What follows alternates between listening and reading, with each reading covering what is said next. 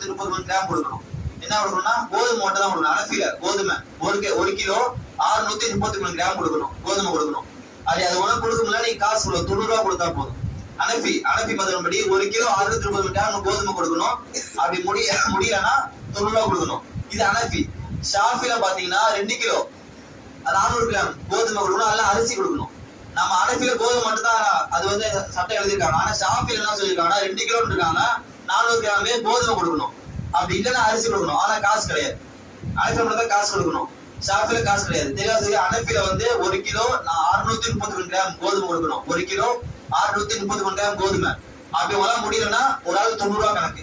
இது அனஃபி படி ஜமாத்துல் உலமா வளர்ந்து தட்டு வந்திருக்கு. ஷாஃபி மதன்படி பார்த்தோம்னா 2 கிலோ கொடுக்கணும். 2 கிலோ 400 கிராம் கோதுமை இல்ல அரிசி கொடுக்கணும், காசு கிடையாது. அதை கண்டிப்பா நம்ம என்ன பண்ணி கொடுத்தே ஆகணும், வாஜிபு. அல்லாஹ் சொன்னது கூட சொல்லல, அல்லாஹ் வாஜி கட்டே